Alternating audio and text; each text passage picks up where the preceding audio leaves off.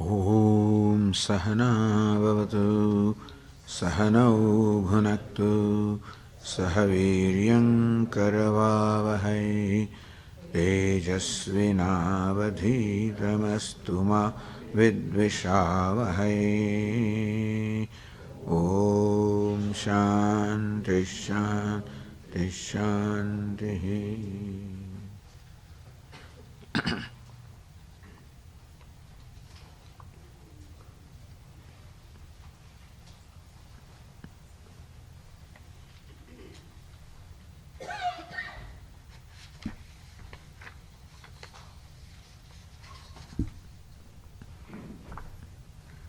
The introduction to the next two verses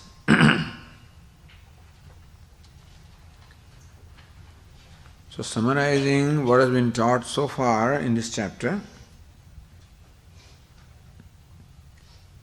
Bhashyakara says, Adi Shankaracharya, Tasmad Ajnena Adhikritena Kartavyam Eva Karma iti Prakaranartha.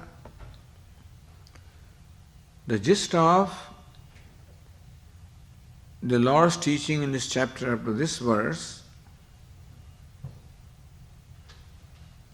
is that Ajnena, for the one who is ignorant, Adhikrutena, and one who is qualified to perform action. There are some who become disqualified to perform an action.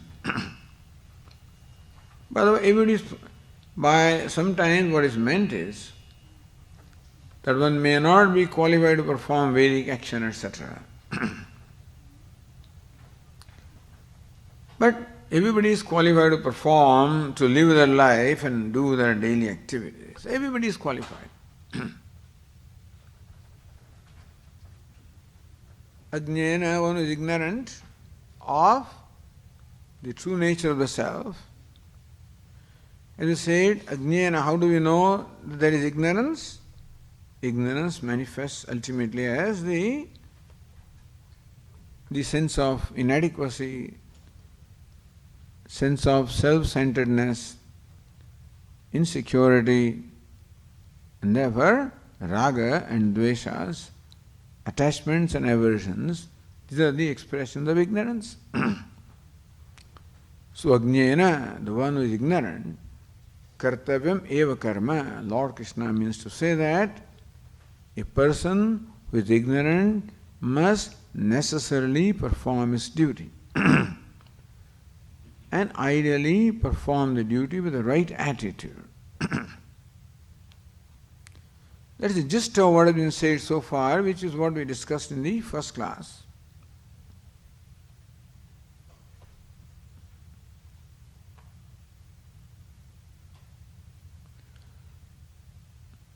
Ultimate goal is moksha, or the freedom, unqualified freedom.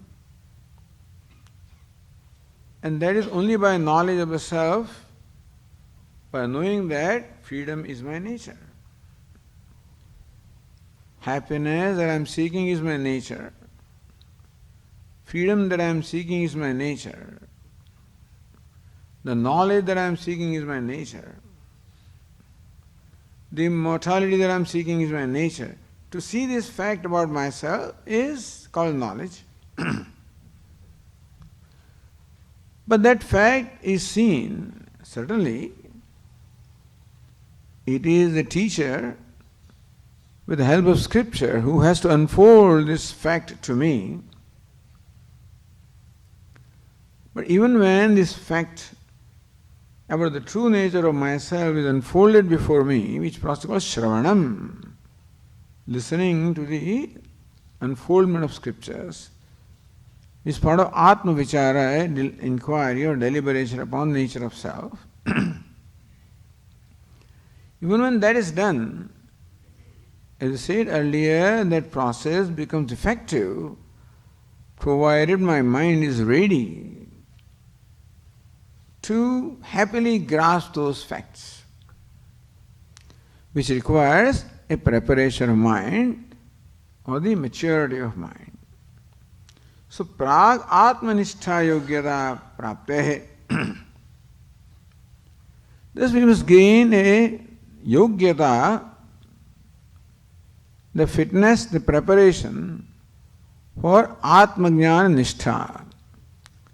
We should gain the preparation, the qualification, the fitness for an abidance in knowledge. For that, gaining the knowledge and abidance with the knowledge, we require the yogyata, the fitness, the qualification, the preparation. So before that fitness comes,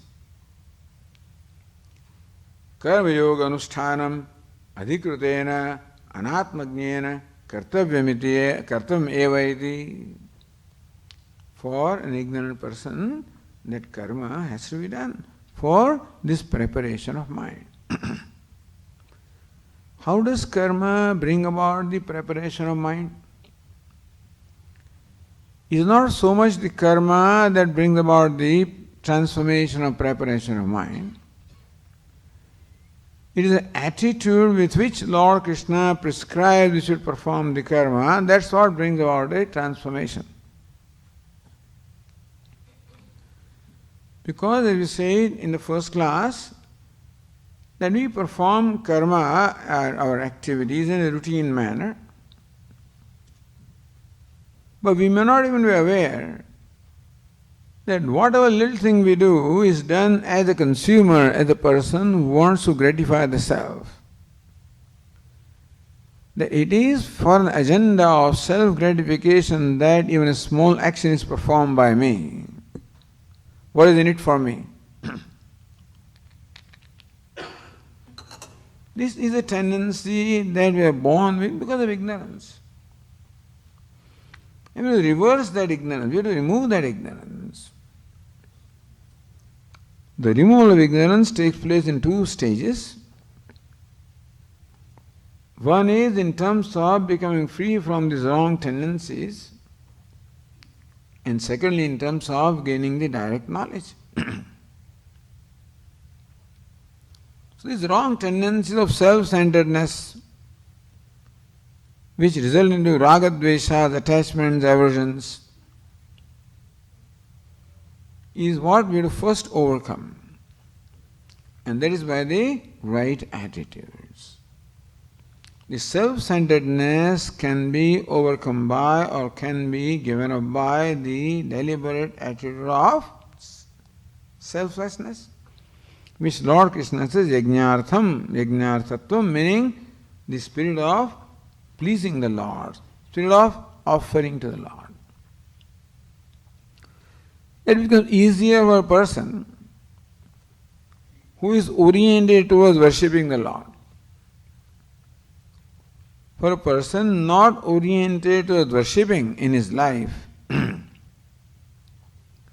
for that person the Lord will not be presented as something that he values.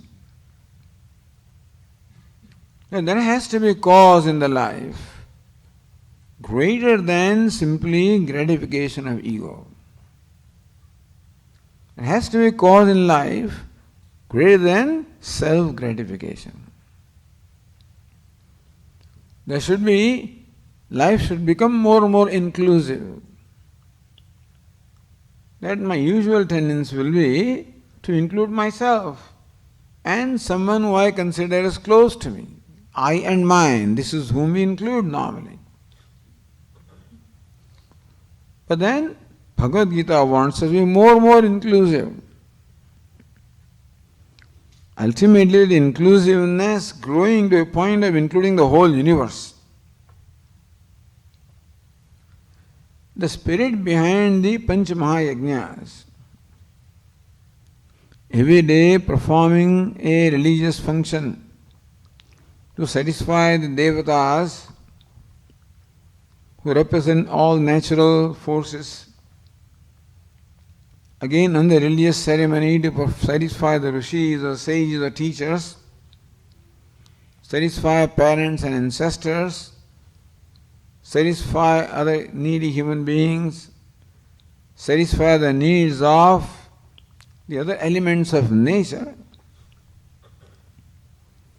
So, in fact, the Vedas do prescribe these as duties in order to us to include all these in our life. Yajna Shishtasana Santaha Muchante Sarvakilbishahi. The person who performs this fivefold yajna, the fivefold sacrifice, the fivefold offerings, offering to the Lord. Lord who manifests as these five kinds of entities, living beings. Devatas are one living beings, the Rishis are other living beings, the Pitrus, ancestors, third living beings,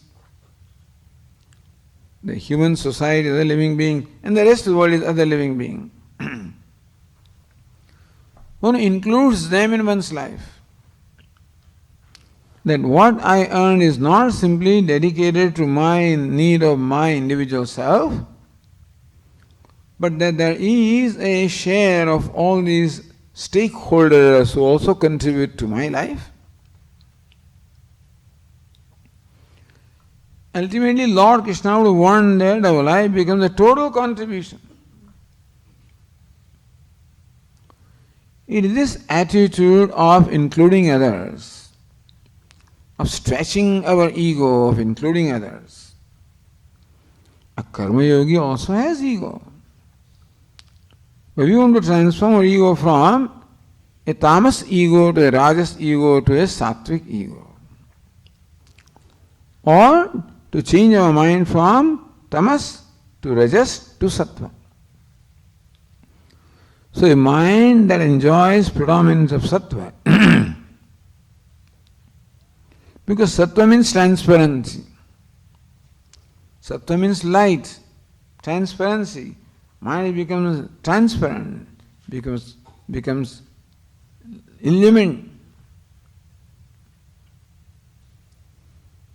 So therefore, karma yoga anushtanam anatmagnena kartavyam eva. Either we can call it the preparation for knowledge, or we can even call it the elimination of ignorance in the first stage. The ignorance that manifests in our life is self-centeredness, ragadveshas, wrong attitudes, excluding others. So, this is a gross manifestation of ignorance that is, we have to drive it out as a first stage. And then mind becomes sattvic. The rajas and tamas, the ragadveshas are deliberately driven out. They will not go on their own, but we will drive them out by deliberately entertaining the attitudes that are contrary to the attitudes of ragadveshas.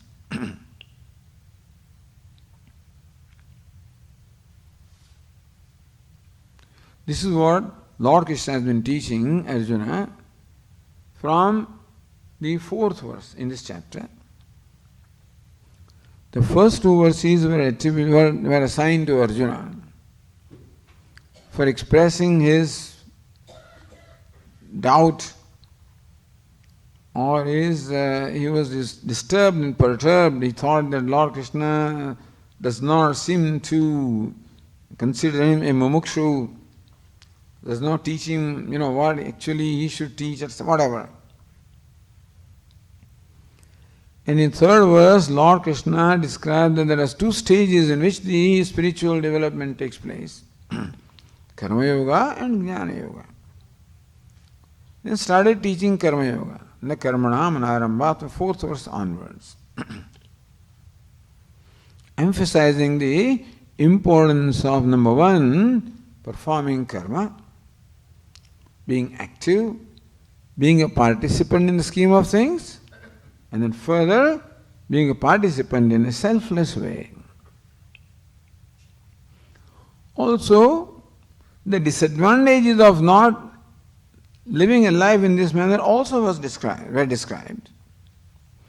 Sharira yatra pijate na prasiddhyet akarmanaha. Here Arjuna, if you are inactive, you stop participating, then you cannot even, your you cannot even continue to live, meaning that your life also cannot be sustained.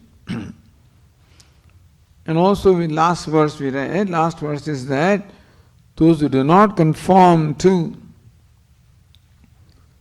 the universal wheel that is set into motion, the wheel of yajna or self-sacrifice, agayuhu indriyaramaha mogam partha sajivati. A person's life is in vain.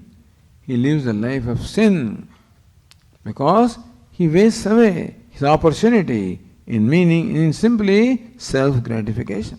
The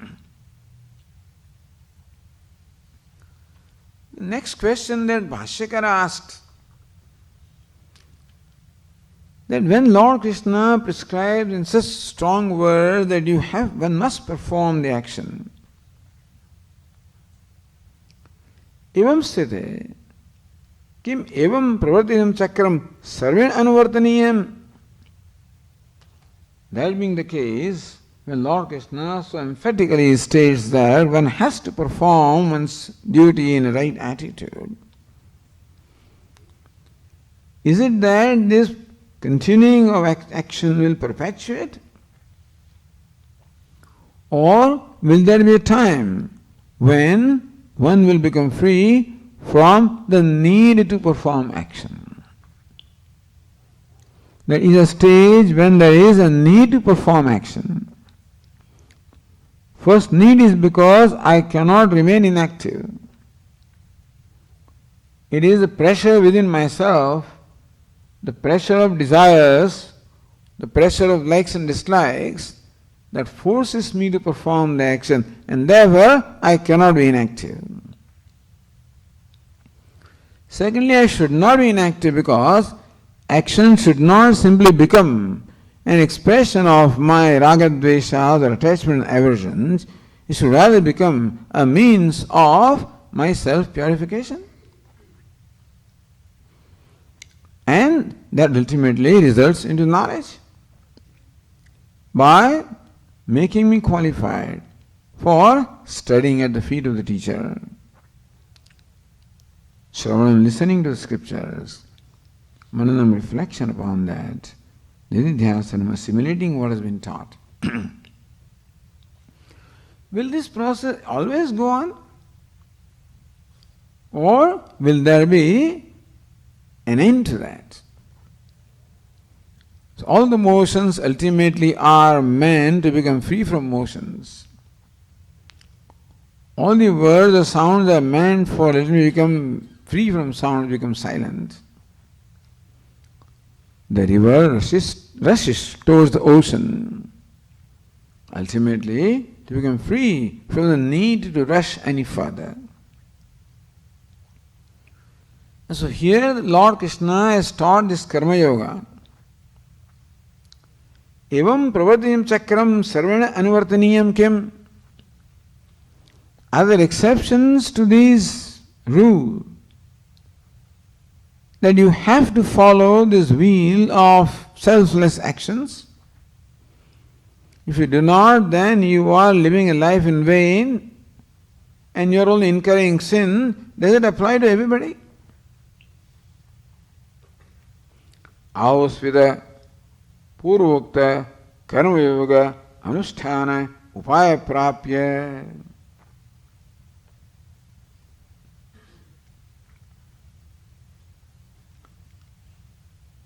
Anatmavida jnana yogene vanishtham. Ultimately, just as a river reaches the ocean and becomes abiding in its own true nature.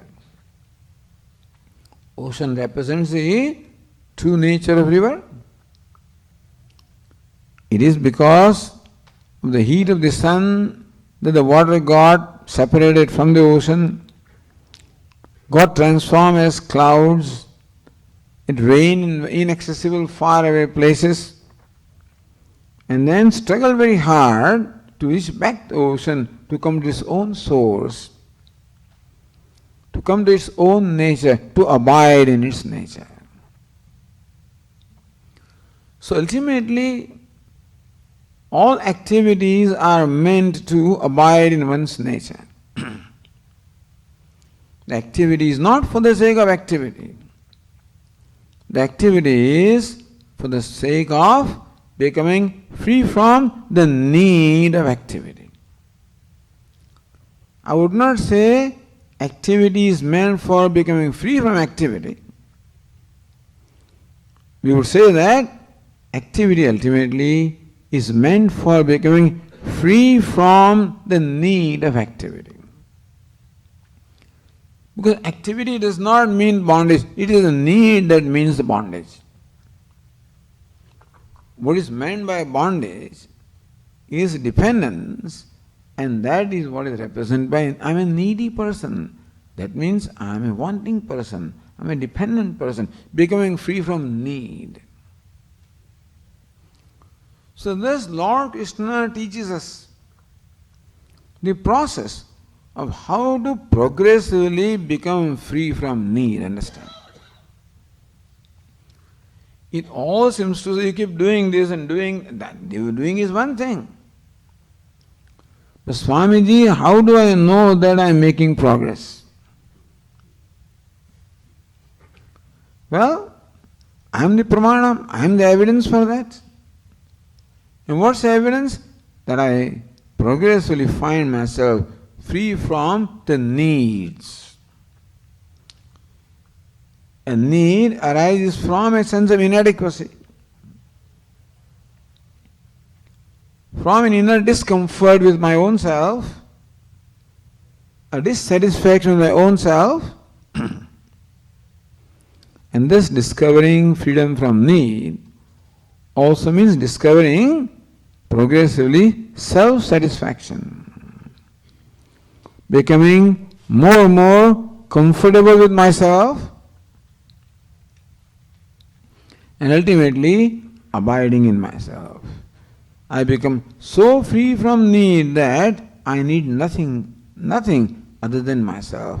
Meaning that myself satisfies all my needs. I discover that my own self satisfies all my needs. That I do not need anything other than myself to satisfy my needs, to be happy. That's a worthy goal, is it not so? Moksha and stuff like that, no, I don't care. There's freedom from birth and death.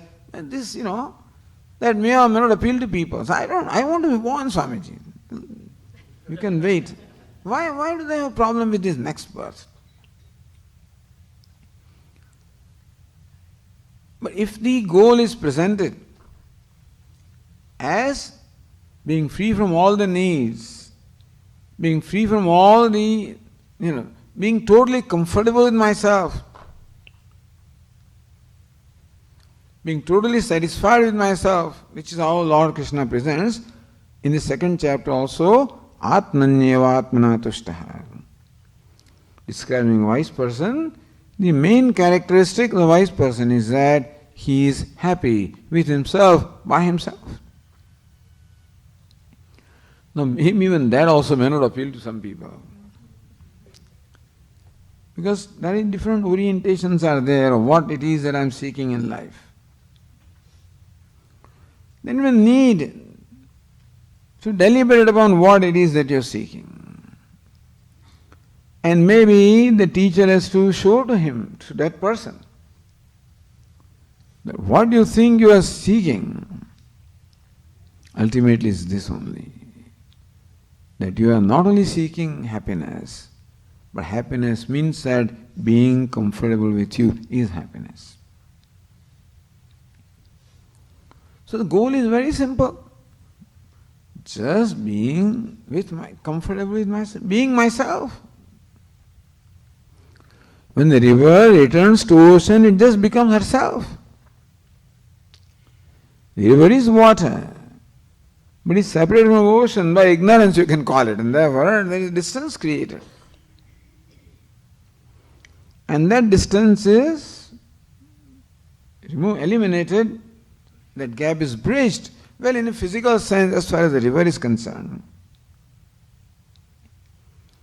But then what it means is that now the river has overcome all that separation has come to its true nature and now has become free from the need to rush, need to go anywhere.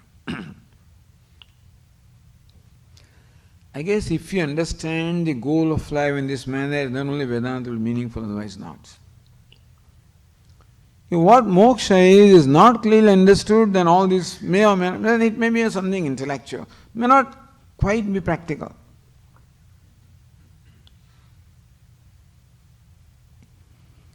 And therefore, Jnana Yogeneva Nishtha Atma Vidbihi Sankhyayi Anushtayam Apraptaneva iti. So one is not gained that abundance. For that person all the karma yoga etc. has been taught. But then it is not that this running and rushing and acting etc. has to be perpetuated forever. Then that also comes to a cessation.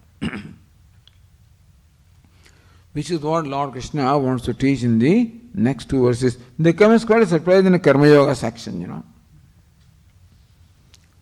Lord Krishna is teaching karma yoga, but in these two verses, Lord Krishna describes the goal of karma yoga, which is freedom from karma, or freedom from need, or let us say freedom from compulsion to perform the karma. Karma is not our problem. It's a need or compulsion to do something. That's what my problem is. I get tired not by doing things. Maybe I may get physically tired by doing things. But I get mentally tired by this pressure. How to do this, how to do this, how to do this. If I do it, I get this. If I don't do it, I lose this. So need to get something that I don't have, and the need to retain what I have so that I don't lose. This is what pressurizes me to keep doing things, and that is what makes me tired or exhausted. Karma can get me exhausted as far as the physical exertion is concerned. But when can we mentally quite free? And so you see people working for many, many hours, you know. Of course something drives them, but the thing is you can, without being driven also. Is it possible to be living a life when you are not driven by anything? I think the modern world will not accept it, because they want to create a drive. Only when you are driven, then only you are motivated, then you can do things, and that's when then they can exploit you, and then they can use you for their prosperity. So best management is to impel the employees in creating in them a need to achieve something. Invoke the greed from them. Invoke the sense of inadequacy from them. Invoke the inner dissatisfaction from them. Invoke the greed from them. When you have done that, that greed machine will take care of the rest. Then you don't have to supervise them. They'll work for 14 hours a day. Nothing wrong in work. That work doesn't make them happy. Having worked for 14 hours a day, a person doesn't become happy. He may become happy at the end of the year when he gets a raise or something. After 2-3 years when he gets a promotion. Or if he gets some kind of recognition while doing work, that may make him happy if there is an immediate reward. It's a reward that makes him happy, not work as such. I don't have job satisfaction. I don't have challenge. What it means, there is no reward, that's all. I don't get rewarded. I don't have ego gratification. Then these days, salary reward is one thing, but more than that also is the gratification of ego. Recognition that comes, visibility that comes. Create this need in them, that's all. That management schools create anyway, but then the employer can create it. Then that machine runs. You feed them a little salary, a little incentive, some promotion, then it goes. But is that life? Is that what we are meant to do? Or is there rest in life? Is there a satisfaction? By rest, I do not mean that you become physically inactive. You become free from the pressure of being driven by something else. That there is such a thing which is the goal of life, which is what Lord Krishna wants, which is said in Upanishads anyway. Edam vaitam atmanam viditva. Brihadaranyaka Upanishad says, ya ashnaya pipase chokam moham jaram mrityum atyedi. The self that transcends the hunger and thirst, the grief and delusion, the old age and death, meaning the one that is free from all samsara dharmas. Edam vaitam atmanam, knowing that Atma is such, knowing that is my true nature. Right now I think I am suffering from hunger and thirst, from grief and delusion, from old age and death. In reality, they don't touch me, I transcend them. Putraishanayasya, vittaishanayasya, lokaishanayasya, vutthayatha, bhikshacharyam charanti. Then they realize there is no point in simply fulfilling the needs or desires that the mind comes up with because of ignorance. Not knowing how to fulfill that need, the mind thinks that, oh, I want this and I want that. So, putraishana, lokaishana, vittaishana. The desire for wealth and prosperity, desire for progeny, desire for the other world, desire for name and fame. Vitthaya, realizing that fulfilling those desires is not going to fulfill the desire, it will only perpetuate the desire. Recognizing the hollowness of those desires. Recognizing that the desire behind the desire ultimately is desire for my own self. That what I am seeking through fulfilling those desires is already my true nature, and that I don't know what I am. Then the life changes. They take a different kind of life. Then they take to a life which is conducive to pursuit of the knowledge. So Upanishad describes that way. Bhikshacharyam charanti. Take life too of bhikshacharyam, of a wandering monk. We can't do it these days, but this is how it was then. Wandering monk doesn't mean anything. You should actually become a brahmachari, meaning you should live with the teacher, serve the teacher, and study at the feet of the teacher.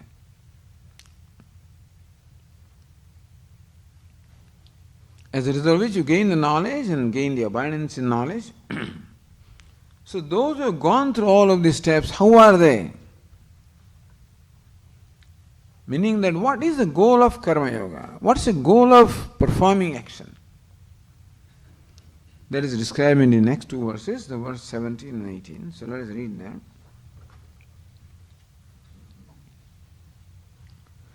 Yastvatmaratirev syad atmatriptascha manavah atmanyeva cha santushtah tasya karyam na vidyate naiva tasya krutenarthah na kruteneha kaschana na chasya sarvabhuteshu kaschidharthavyapashrayah.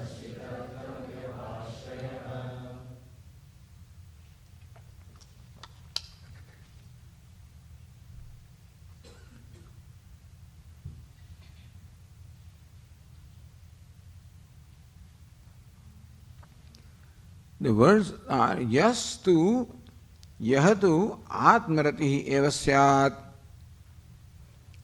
Yahatu, that means however. Yahatu, he however. Atmaratihi syat. One who becomes One who takes delight in one's own self, ratihi, taking delight. So one who doesn't take means one who finds delight in his own self.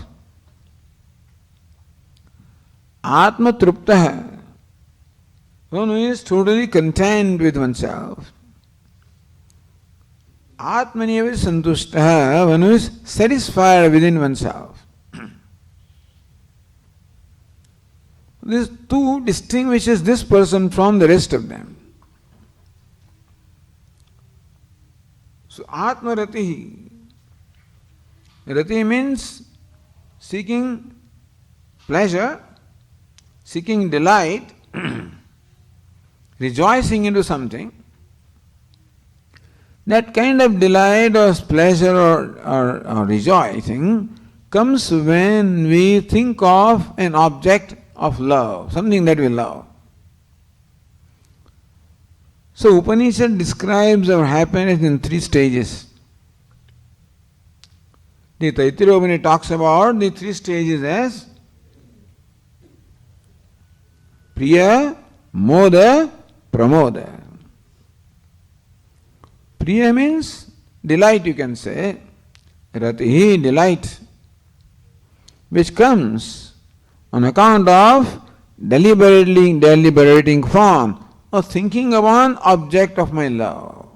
What I like, what I love, a thought of that itself makes me happy, gives me some level of happiness. When I know that I'm going to get it, not just otherwise, Sometimes thinking of something I love can make me miserable also. But I know that it is coming. I know Ganesh Chaturthi is coming. Laddus are coming. So this evening there is going to be dinner in which we will serve laddus. So from morning I know it is coming. And so my mind revels into the thought of that laddu. It's an ordinary thing, you may not even care for it. But when we were growing up, these days nobody cares for this kind of sweets, because so many other kind of sweets have come. When we were growing up, that was an important, sweets are always made at home anyway. There's no question of buying something from the market. I did not even know where the shops were. But there are a few days when things are made, special things are made, and Ganesha Chaturthi is one, or holy, another one, when laddus are served in dinner. Only after you go through the daily routine and whatever pujas are to be done, not otherwise. But the thought of what's coming in the evening itself, from morning I will be happy, thinking about it. That's called Priya. He's called Ratihi. Ratihi means rejoicing or taking delight into. That is the pleasure that comes by thinking about something that you love, that you're going to get. And as the evening progresses, comes closer and closer, and then the final puja is done, that puja is performed. Now we're all seated for the dinner. It is close. I have got it. It's not still in my mouth, but it's pretty close. So that gives me the next level of happiness. Moda. Here is called santosha. Santosha means the extent of pleasure or happiness that comes when I acquire the object of my liking. I'm promised a given thing by my father, and that I know that it's going to come, that makes me happy, then he takes me for shopping, and then we acquire that. My happiness is multiplied into what is called santosha or satisfaction. And then I enjoy, if it is car, then I'm sitting behind the wheel and riding and driving, then I'm in ecstasy. That ecstasy is called the pramoda. It's called trupti. So rati, tushti, trupti, or priya, moda, pramoda. Then nothing but states of mind. What is called happiness? Nothing but state of mind here. And happiness, the degree of happiness is described as 3 states of mind, which are progressively more and more sattvic. And The last stage, which is called pramoda, called trupti here, is ecstasy when you forget yourself. But the duality of the karta and the bhokta and bhogya also does not remain. So, what is called bhogya is something that is pleasurable, something that is enjoyed, the object of happiness, usually separate from bhokta, the enjoyer. There is a distance between the enjoyer and the enjoyed. As that distance becomes, reduced, when I know that I'm going to get it, already a distance is reduced and I can think about it, it's going to come. Then I get it, it's further reduced, and then I enjoy it, is totally reduced. So that duality between the bhokta and bhogya, the enjoyer and enjoyed, becomes progressively attenuated, becomes less and less. And the ultimate degree of happiness called ecstasy, the duality of the enjoyer and the enjoyed is completely lost, meaning that I lose myself, I forget myself, I lose myself.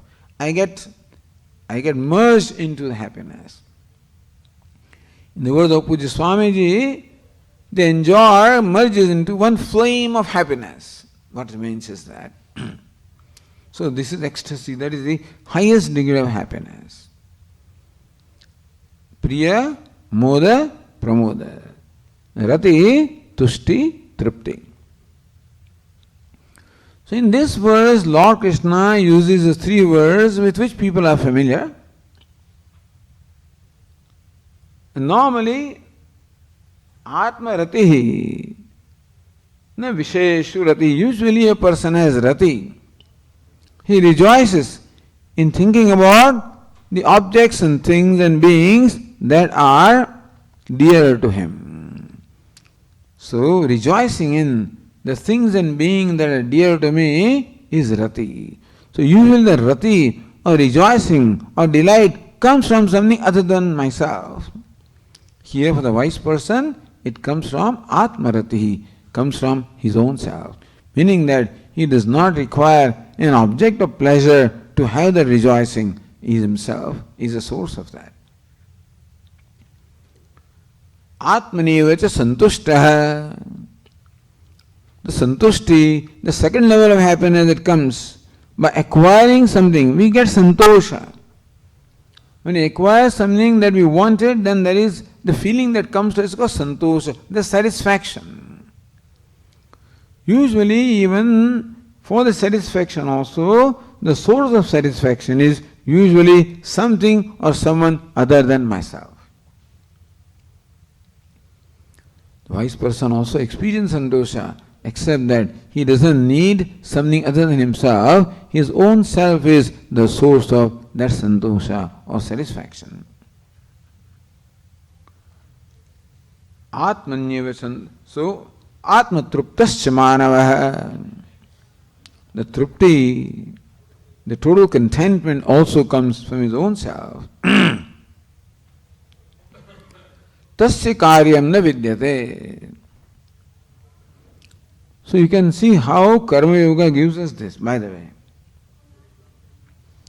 As a result of performing karma or the duties with the attitudes of Ishvararma Buddhi, of offering it to Ishvara, how these things happen? So often the question is asked, how do we know, Swami, that we are progressing? Well, here is the postmark, these post signs, What's the first sign? That you start delighting in yourself. The thought of yourself makes you happy. Right now, the thought of myself makes me unhappy. Thought of myself wants to make me run away from myself, avoid myself, escape from myself, and there are so many escape distractions. And of course, the business world, being smart enough, creates new and new avenues for escaping from myself. They oblige me. But they can oblige me provided there is a need in the first place. We can they keep blaming technology. So because this technology has done this. Then what? That people get addicted to things. But they get addicted anyway. They're addicted to cell phone, addicted to screens, addicted to iPads. But the only nature of addiction changes. Formerly, before that, there was addiction of, smoking and all kinds of things were there to ultimately to forget yourself. That's all it is. What is addiction is to escape myself. Whatever helps me escaping myself is what I become dependent upon. And then a point comes when I can't do without it, that's called addiction. A human being always had a source, something where he could escape himself. As he becomes more and more intelligent and techno-savvy, he finds more and more sophisticated means of self-escape. But the basic tendency is the same. Not that modern man is different from the ancient man. This teaching is important to the ancient person anyway. It's no basically different thing. There is sadness earlier also. Arjuna was extremely sad and grieving. And they had their own kind of escape distractions. They would go for hunting, they would do other kind of games. So Atmaratihi, Atmasantushtihi, Atmatruptihi. As a result of this life of karma yoga, life of right attitude, which in other words we can say bringing Ishvara into our life in our Swamiji's words. When I remember Ishvara as the altar of worship while performing any action, tat kurusva madarpanam, yat karoshi, yad ashnasi, yad juhoshi, dadasi yat tapasyasi, kaunteya, tat kurusva madarpanam. So whatever you do many things because you are enjoying to do, yajna, dana, tapaha, all of these are we supposed to do. And other than that also we do things out of our own needs and pleasures. Tat kurusva madarpanam. Performed in a manner that it becomes an offering to me. But it is very rewarding. What's the reward? Atmaratihi. I like to think of myself. I like to dwell upon myself. Right now I cannot confront myself. I have to escape from myself. And for that I need to find some escape distraction. And as I said, the world obliges me by providing me various means of distraction. We can blame the world, we can blame technology, but they cannot do anything unless I had a need in the first place. Is it not so? They could not erect movie theaters if there were no movie goers. You could not have restaurants unless there were people who wanted to eat. You could not have all these new, gadgets and stuff like that unless there were people who wanted them. Of course, they are clever enough to create a want first and then provide you. But the potential of want is there in you anyway, otherwise they can't even create the want.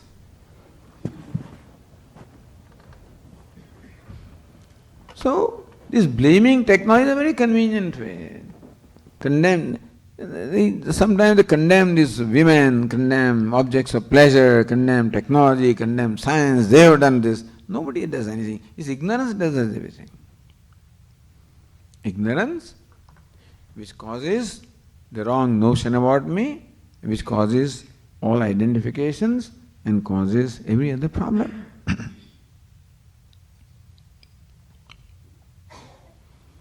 But this is the process of removing ignorance, understand?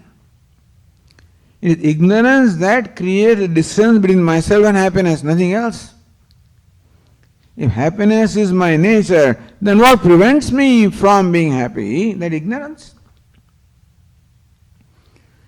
And Karma Yoga is the first process of removing ignorance. Why? The wrong attitudes create unhappiness. By driving them out with right attitudes, we create the ground for happiness. Atmaratihi, thus, I start liking myself. There's no need to escape from myself. I start feeling comfortable with myself. Atma Santushti, second is what? Being satisfied with myself. And finally, Atma Trupti, totally content or totally merged in myself.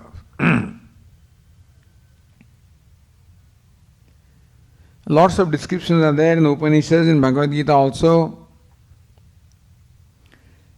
In the Panchadashikara is devoted a whole chapter, Trupti Deepa Prakaranam. Atmanam Chedvijaniyat Ayamasmiti Purusha Kimichan Kasya Kamaya Shariram Anusanjvared. Atmanam Chedvijaniyat Ayamasmiti Purusha Vijaniyat Ched. Person comes to know that this is the true nature of myself. Kimichan, desiring what? No object of desire remains, and then no desire also remains in the self-knowledge. So, that is how the self-knowledge that is described as freedom from that desire and freedom from desirer also. In different ways things are described. And finally, Atma Trupti, when a total contentment in myself, tasya karyam na vidyate, now that person does not have to do anything. Karyam. That yat pratyaya is there, karyam is that which has to be done, understand? Karma is an action, but karyam is that. Either call it kartavyam, meaning also, karya also means the same. Kartavya is that which has to be done, karya also means that which has to be done. When there is a compulsion in me that I have to do something, and when is there a compulsion in me? When by doing something I stand to gain something, then there is a compulsion to do. Or by not doing something I stand to lose something, then also there is a compulsion to do. The compulsion comes because of the either promise of gain or promise of preventing a loss. I look upon every action as an agenda, look upon every action as either a means of gaining something or a means of retaining something, preventing the loss.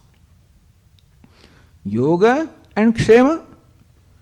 Yoga is acquiring what I do not have. Kshema is protecting what I have. So all the karma that you perform normally have one or two of these agendas, yoga and kshema. Either karma is performed to acquire what I do not have, which I think is necessary for me, of course. And secondly, karma is performed to retain or protect what I have. So, tasya, then all actions are performed for yoga and kshema. Meaning by acquiring what I think I don't, what I acquiring something that I think I need, and protecting something that again is necessary for me to have, he becomes free from the need of yoga kshema. Niryoga kshema atmavan. Earlier Lord Krishna said, become free from yoga kshema. These words were also mentioned in the Kathopanishad. That the person who is intelligent, who is discriminating, who is thinking person, anyachreya, anyutaiva preya, te ube nanartham purusham sinitaha, shreyascha preyascha manusham etaha. The shreya and preya both come to a person. Tayo shreya adadanasya sadhu bhavati. One who chooses shreyas, there is auspiciousness in his life. Preyo, so mando yoga kshema drunite. This mandaha, the person of dull intellect, chooses the preya, the pleasant yoga kshema, because of the concern about yoga and kshema. See, Lord Krishna says, Tasya karyam na vidyate. One who has discovered a total satisfaction or contentment with oneself, by oneself. It is discovering and not acquiring, attaining, understand. It's not attaining contentment, not attaining happiness, it is discovering. It is nothing but manifestation of what is. It is like a cloud that prevents the manifestation of sun and deprives us of the experience of the light of the sun. So the cloud of ignorance and all these ahankara, mamakara, all born of ignorance, they in fact are like a veil that only obscure the manifestation of happiness which is my nature. Deprive me of the benefit of what I already am. So Vedanta always emphasizes that this is the process of attainment of what is already attained. Happiness is not to be attained. What ignorance does is creates in me this false notion that happiness has to be attained. Puts me on a ride. Then I am on a ride. A roller coaster ride, not an ordinary ride. Just create an idea. In the 10th one is lost. That's enough to keep him going forever. So create in my mind the idea that I have to be happy. And so I'm always in search of happiness. Here, this is a process of discovering, owning up the happiness. So this karma yoga, the yoga of right attitude, of worship of Ishvara, enables me to progressively discover the happiness within myself that I'm searching from outside of myself. Tasya karyam na vidyate. One who has discovered that happiness within himself does not need to do anything. Doesn't mean the fellow does not do anything. That's not the point. He becomes free from the need to do anything. In fact, the 4th chapter will tell us also that he doesn't do anything. Karmanyavi pravuttobi neva kinchit karoti sa. To others, it looks like he is doing a lot of activity. From his own standpoint, he does not do anything. Meaning that there is no shrama, there is no exertion of doing things. What creates the exertion in me is this notion that I am doing something. The wise person becomes free from that wrong notion that things get done in his presence. So tasya karyam na vidyate. Not that nothing remains to be done for him, not that he does not do anything. Nothing remains to be done for him. Nothing remains to be achieved for him. Etad buddhva buddhiman syat krutakrutyaschya bharata. Lord Krishna says, knowing this, a person becomes intelligent in the true sense. Krutakrutya gains fulfillment in life. Krutakrutya, krutam krutyam yena saha. Krutam karyam, whatever was to be done, has been done. So this is the way of describing moksha in the sense of, in the context of karma yoga. Tasya karyam na vidyate in the context of karma. Atmanyeva santushta, Atmanyeva atmana tushta, or in the sense of, in the context of knowledge. So in the different contexts, Lord Krishna describes in different ways. But here, karyam, there is no compulsion to do something. There is no pressure to do something. He is free from all compulsion, free from all pressures. Meaning that he abides just as the river now, having merged into ocean, is free from any compulsion to have to go someplace, run somewhere, rush somewhere. So this one is free from all compulsions and pressures. The Swami world can pressurize him, is it not? The whole pressures are always inner pressures, there is no external pressure. External things can pressurize me provided they can trigger an inner pressure. You can do something to me provided you can trigger something in me, so you can push some button. There are no buttons, then nothing happens. Meaning that one who is, as I say usually, that one who has mastered the mind has mastered the world in that sense. Maneva manushyanam karanam bandha mokshayoho. The mind alone is said to be the cause of bandhanam, the bondage.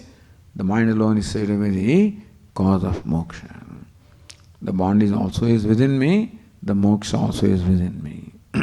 And therefore becomes free from all pressure, internal as well as external. We'll take a break here.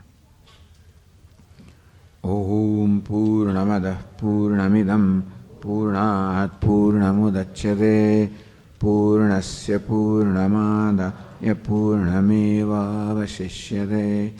Om Shanti Shanti Shanti.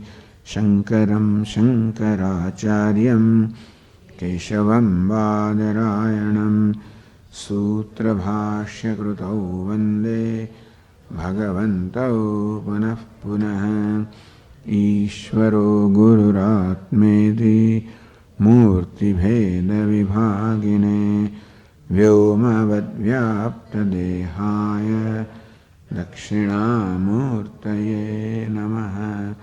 Om Shanti Shanti Shanti. Hari Om. Shri Gurubhyo Namaha.